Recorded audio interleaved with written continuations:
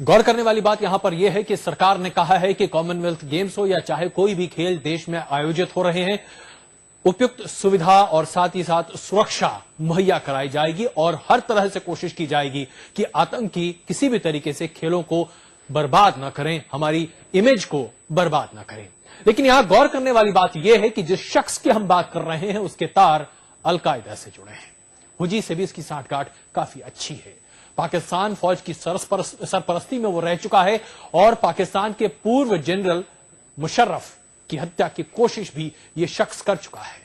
Most wanted है ये America में भी और भारत में भी। इलियास कश्मीरी आतंक का एक दूसरा नाम है और उसकी धमकी को इतने हल्के से नहीं लिया जा सकता। यानी सावधानी सरकार को ही नहीं, हम सबों को भी बरतनी होगी कि कोई आतंकी हमारे देश को यूं कम से कम मॉर्गेज न करे, इस तरह से गिरवी ना बनाए।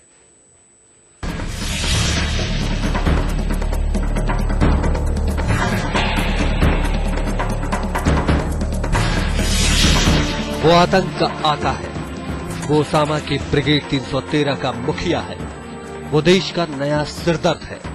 उसका नाम है इलियास कश्मीरी।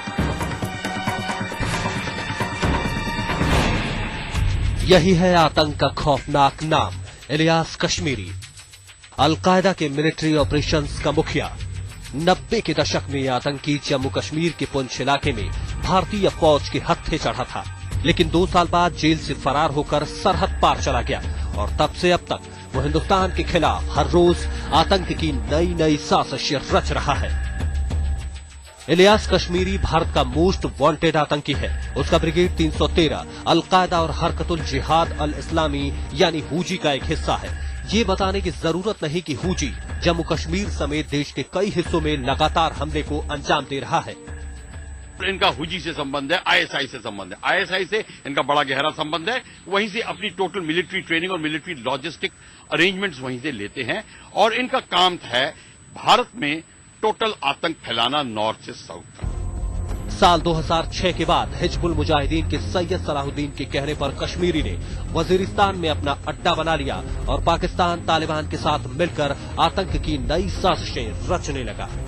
खुफिया सूत्रों की माने तो कश्मीरी लश्कर के आतंकी डेविड कोलमैन हेडली के संपर्क में था। कहा जाता है कि हेडली उसी की निगरानी में हिंदुस्तान में आतंकी हमले की साजिशें रच रहा था। शक तो यहां तक है कि मुंबई ब्लास्ट की साजिश में भी सीधे तौर पर कश्मीरी जुड़ा हुआ था। इलियास कश्मीरी के बारे में कहा जाता है कि वो ट्रेडिशनल जिहादी नहीं है, वो नारों में यकीन नहीं रहता। ऐसे में उसकी ताजा धमकी को खतरनाक माना जा रहा है। ऐसा अक्सर देखा गया है कि इलियास कश्मीरी ने जो कहा वो करके दिखाया। ऐसे में उसकी धमकी को कम करके आंका नहीं जा सकता।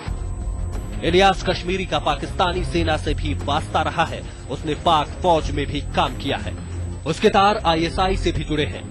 कहा जाता है कि उसने हेडली और तहव्वुर हसन राणा को आईएसआई के कुछ अफसरों से मिलवाया था और उसी के बाद मुंबई हमले की साजिश रची थी। इलियास कश्मीरी न सिर्फ भारत में मोस्ट वांटेड है बल्कि अमेरिका को भी उसकी तलाश है। उस पर पिछले साल पाकिस्तान में अमेरिकी कैंप पर हमला करने का आरोप है। हालांकि पिछले साल अक्टूबर में ड्रोन हमले में उसके मारे जाने की खबरें आई थी, लेकिन बाद में एक पाकिस्तानी पत्रकार को इंटरव्यू देकर उसने अपने जीवित होने का सबूत दे दिया।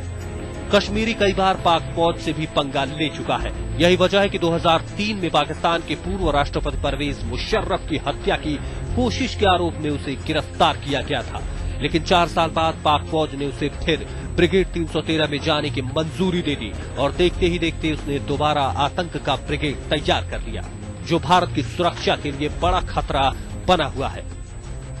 इलियास कश्मीरी आतंक का वो नाम है जिसके बारे में जितना भी कहा जाए वो कम है।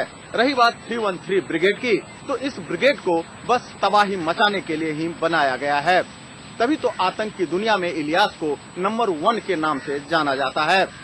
शमशेर सिंह, दिल्ली, आज तक।